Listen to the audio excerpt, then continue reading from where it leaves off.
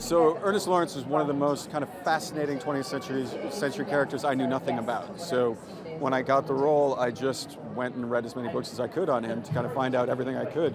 The fact that he started the Rad Lab, the fact that he was the first person to kind of be in charge of this project, the fact that he was the first American physicist to win a Nobel Prize in his 30s.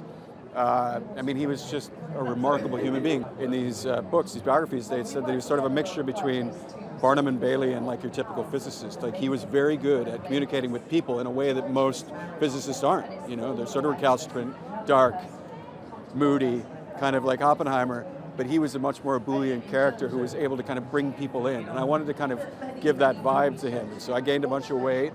Cillian had the hard job losing a bunch of weight. I just got to eat whatever I wanted. We went out to dinner one time and he was so angry with me because I was just like, I'll have a dessert, I'll have a second dessert, you know, and he was just, yeah.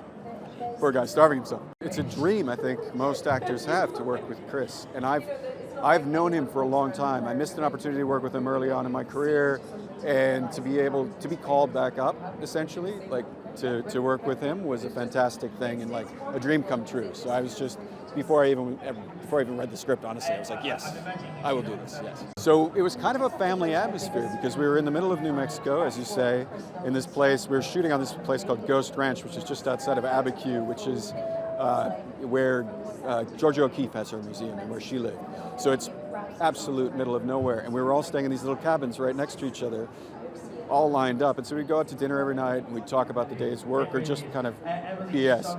And it was just, it felt like an old school type of film that you wouldn't really see these days. It felt like making something like The Misfits or something back in the early 60s. Or the films felt almost like we were in the 40s, so it was so easy to get into character the next day. You know, it was really, really cool. Most memorable moment, honestly, all of them were memorable because all of the actors are so kind and so easygoing, and I've worked with a lot of really interesting actors over the years and a lot of big egos, and on this set it just seemed like everybody's egos melted away, if they had them to begin with, because nobody brought that, and it was so pleasant to be on a set where everyone was there to do the same job.